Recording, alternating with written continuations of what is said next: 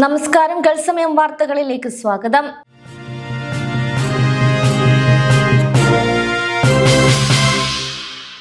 African രാജ്യങ്ങളിൽ ഇബോള virus വീണ്ടും പടരുന്ന സാഹചര്യത്തിൽ പ്രതിരോധ നടപടികൾ ശക്തമാക്കി UAE.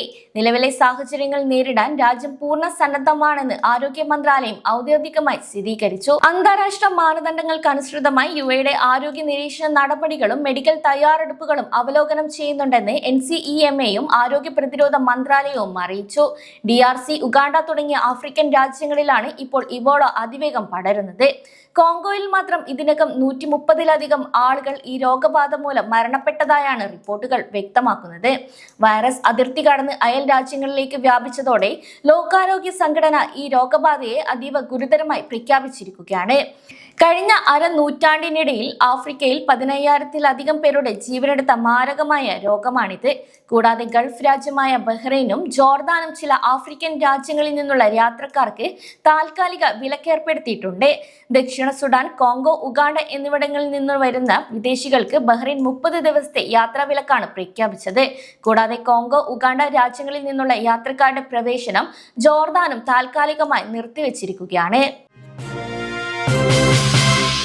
UAE പ്രവാസികൾക്ക് പാസ്പോർട്ട്, വിസ, മറ്റ് കോൺസുലർ സേവനങ്ങൾ ഇനി മുതൽ കൂടുതൽ വേഗത്തിലും എളുപ്പത്തിലും ലഭിക്കും.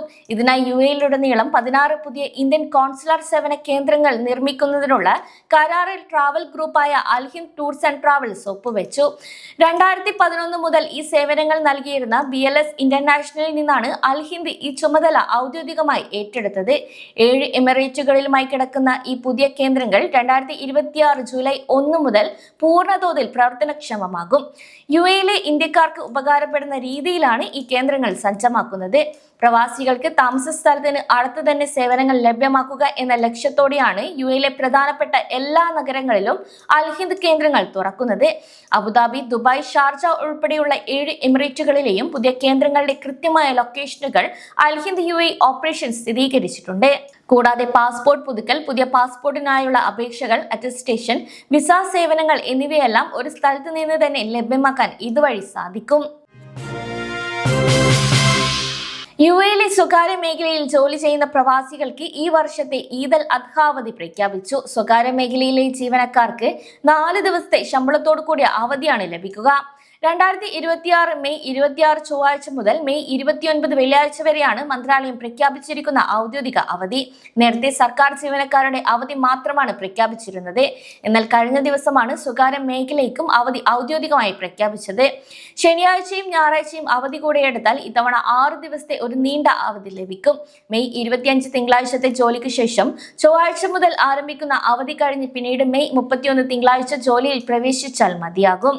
പൊതുമേഖലയിലെ പോലെ സ്വകാര്യ മേഖലയ്ക്കും ഇത്തവണ 9 ദിവസത്തെ അവധി ലഭിച്ചേക്കുമെന്ന തരത്തിൽ വലിയ രീതിയിലുള്ള ചർച്ചകൾ സോഷ്യൽ മീഡിയയിൽ ഉൾപ്പെടെ കഴിഞ്ഞ ദിവസങ്ങളിൽ നടന്നിരുന്നു. ഇതിനെല്ലാം കൃത്യമായ വ്യക്തത നൽകുന്നതാണ് മന്ത്രാലയത്തിന്റെ ഈ പ്രഖ്യാപനം. പ്രവാസികൾക്ക് നാട്ടിലേക്ക് പണം അയക്കാൻ ഏറ്റവും മികച്ച അവസരം. പ്രതികൂല സാഹചര്യങ്ങളെ തുടർന്ന് ഇന്ത്യൻ രൂപയുടെ മൂല്യം US ഡോളറിനും US ദിർഹത്തിനുമെതിരെ എക്കാലത്തെയും വലിയ റെക്കോർഡ് താഴ്ചയിലേക്ക് എത്തി. ബുധനാഴ്ച രാവിലെ US ഡോളറിനെതിരെ രൂപയുടെ മൂല്യം 97ലേക്ക് അടുക്കുകയും നിലവിൽ 96.9 എന്ന റെക്കോർഡ് തകർച്ചയിൽ എത്തുകയും ചെയ്തു. ഇതോടെ UAE ദിർഹത്തിനെതിരെയുള്ള രൂപയുടെ വിനിമയ നിരക്ക് 26.38 രൂപ എന്ന ചരിത്രത്തിലെ ഏറ്റവും ഉയർന്ന നിരക്കിലേക്കാണ് എത്തി നിൽക്കുന്നത്. കൂടാതെ ക്രൂഡ് ഓയിൽ വില ഉയർന്ന നിലയിൽ തുടരുന്നത് ഇന്ത്യൻ ഓഹരി വിപണിയിൽ നിന്ന് വലിയ തോതിൽ വിദേശ നിക്ഷേപം പുറത്തേക്ക് ഒഴുകുന്നതുമാണ് രൂപയ്ക്ക് വൻ തിരിച്ചടിയായതെന്നാണ് വിദഗ്ധരുടെ അഭിപ്രായം. വരും ദിവസങ്ങളിലും രൂപയ്ക്ക് മേലുള്ള ഈ സമ്മർദ്ദം തുടരുമെന്നാണ് വിലയിരുത്തൽ. കൂടാതെ ഇറക്കുമതി തീരുവ വർദ്ധിപ്പിച്ചതിനെ തുടർന്ന് ഇന്ത്യയിലേക്കുള്ള സ്വർണ്ണ ഇറക്കുമതിയിൽ കുറവുണ്ടാകുന്നത് രൂപയ്ക്ക് ആശ്വാസമാകും. രൂപയുടെ മൂല്യത്തിലുണ്ടായ ഈ വൻ ഇടിവ് UAEയിലെ മലയാളി പ്രവാസികൾക്ക് വലിയൊരു ബോണസ് ആണ്. നേരത്തേക്കാൾ കുറഞ്ഞ ദിർഹം അയച്ചാൽ തന്നെ നാട്ടിൽ കൂടുതൽ തുക ലഭിക്കും. കഴിഞ്ഞ ദിവസം UAEയിലെ അബുദാബിയിലുള്ള ബറാക്ക ആണവ നിലയത്തിന് സമീപമുണ്ടായ ഡ്രോൺ ആക്രമണത്തിന്റെ ഉറവിടം UAE ഔദ്യോഗികമായി വെളിപ്പെടുത്തി. മെയ് 17 വന്ന 3 ഡ്രോണുകളും അതിനുശേഷം കഴിഞ്ഞ 48 മണിക്കൂറിനുള്ളിൽ UAE സൈന്യം തകർത്ത മറ്റ് 6 ഡ്രോണുകളും ഇറാഖ് പ്രദേശത്ത് നിന്നാണ് വന്നതെന്ന് UAE പ്രതിരോധ മന്ത്രാലയം സാങ്കേതിക പരിശോധനകൾക്ക് ശേഷം സ്ഥിരീകരിച്ചു. രാജ്യത്തെ സിവിലിയൻ മേഖലകളെയും സ്ഥാപനങ്ങളെയും ലക്ഷ്യമിട്ടായിരുന്നു ഈ ശത്രു നീക്കങ്ങളെല്ലാം നടന്നതെന്നും വ്യക്തമാക്കി. UAE ലക്ഷ്യമിട്ട് ഡ്രോണുകൾ വന്ന അതേ ദിവസം തന്നെ അയൽരാജ്യമായ സൗദി അറേബ്യയ്ക്ക് നേരെയും ഇറാഖി വ്യോമാതിർത്തിയിൽ നിന്ന് ഡ്രോൺ ആക്രമണ ശ്രമങ്ങൾ ഉണ്ടായിരുന്നു. എന്നാൽ UAE പോലെ തന്നെ സൗദി സായുധ സേനയും ഡ്രോണുകൾ ആകാശത്ത് വെച്ച് തന്നെ വിജയകരമായി തകർത്തു.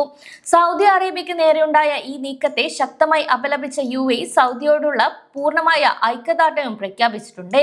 കൂടാതെ ബറാക്ക ആണവ നിലയത്തിന്റെ ഉൾഭാഗത്തെ ചുറ്റളവിന് പുറത്തുണ്ടായ ഒരു ഇലക്ട്രിക്കൽ ജനറേറ്ററിന് നേരെയാണ് ഡ്രോൺ ആക്രമണം ഉണ്ടായത്. ചെറിയ തീപിടുത്തത്തിന് ഇത് കാരണമായിരുന്നു എങ്കിലും നിലവിൽ സ്ഥിതിഗതികൾ എല്ലാം സാധാരണ നിലയിലാണ്. അതിനാൽ ആരും ആശങ്ക വേണ്ടെന്നും അറിയിച്ചു. ഇതോടെ ഗൾഫ് സമയം ബുള്ളറ്റിൻ അവസാനിക്കുന്നു. നമസ്കാരം.